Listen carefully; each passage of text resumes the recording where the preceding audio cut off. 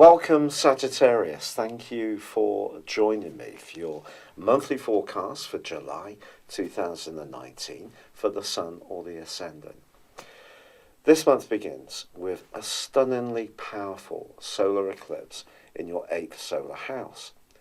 This is a very deep and mystical part of the Zodiac for a solar eclipse to occur because it's about revelations, it's about change. It's about understanding what makes you tick at a deeper level, but particularly in your closest alliances. But it's also about the things that can come to an end, that can be replaced by a new cycle. So it's ends and beginnings. And then in a more practical context, it is about long-term finance. So it's about business, pensions, inheritances, stuff like this. So for the second half of 2019, this solar eclipse is going to be mightily important. Now already in the sign of Cancer, you have the North Node, which is the direction of travel of the more emotional core of your solar horoscope. And that's actually forging a beautiful link all this month with Neptune. Now Neptune's in a very homely part of your situation, very much to do with your emotions. So for some Sagittarius people, I think finding the place where you feel most at home and most at peace is a possible theme of this month. But the North Node in Cancer is, I must be honest, challenged by Saturn for the whole of the month. And Saturn's about obstacles potentially, as well as about structures. And that's influencing your everyday finances, your everyday values. And it remains pretty close to Pluto, the planet of truth, transformation and power. So you're beginning to get the picture. This solar eclipse is an opportunity to grow, to evolve, to perhaps bring to a close the things that are no longer working for you.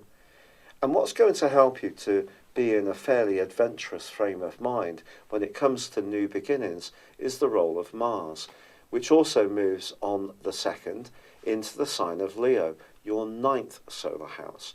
This is very much to do with the general energy of your zodiac sign. By nature, you're someone who has a real sense of inquisitiveness.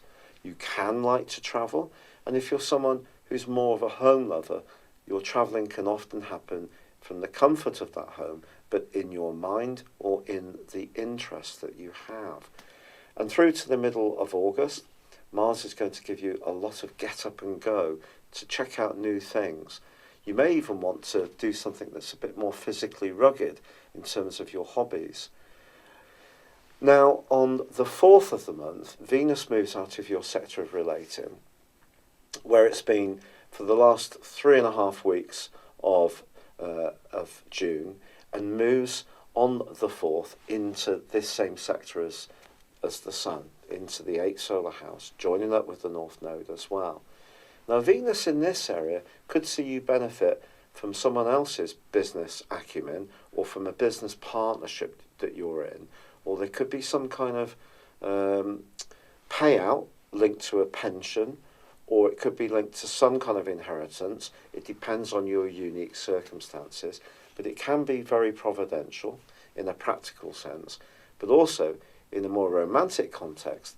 This is the sector of sensual pleasures. So Venus moving into this area does point towards the potential to want to get closer.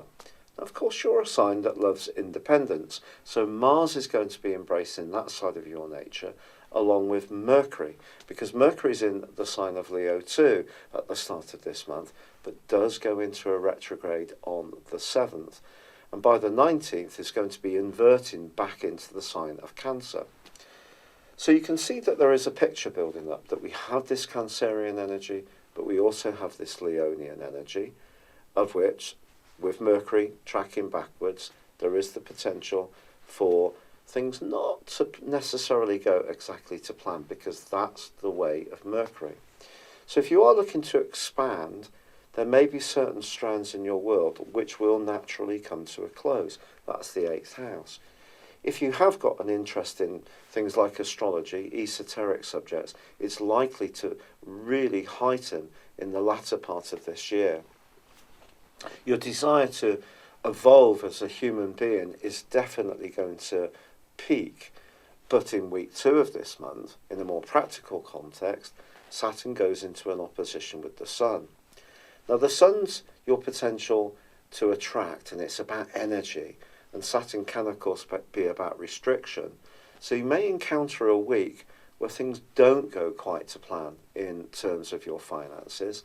And then from the 11th through to the 17th, Pluto's in opposition to the Sun. And this could lead to some potential tussles. It may be that you're going to encounter somebody who uses their power in not necessarily a fair way. So it could be that you're going to encounter a institution which may be rather strict in its appliance of interest charges.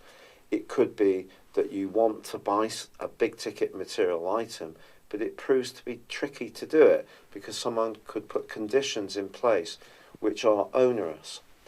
Then again, perhaps there's going to be just a shift in some kind of close alliance that you're involved with. Some kind of power battle is entirely possible. Because Saturn's about restriction and Pluto is about power but transformation, you can see that transformation with all this 8th house energy is almost an inevitable process that you're going to go through. You could start to think differently about what your core values are, particularly about finance and particularly about intimacy. So if you're someone who's been a bit nervous about being close to people, it may be something you start to want to check out more. Then again, if you have committed to something but it isn't working anymore, there may be part of you that wants to spin out and break away. So it's a pivotal time, and how it applies these energies is really dependent on your unique situation. Now, all of this is going to be ramped up even more because there is a lunar eclipse on the 16th, and the moon's going to be alongside Pluto, and that is going to feed into the last half of this year as well. So you can start to feel a lot more personal about the things that you hold dear. And if somebody doesn't see something in the same way, it could feel like they're almost like persecuting you.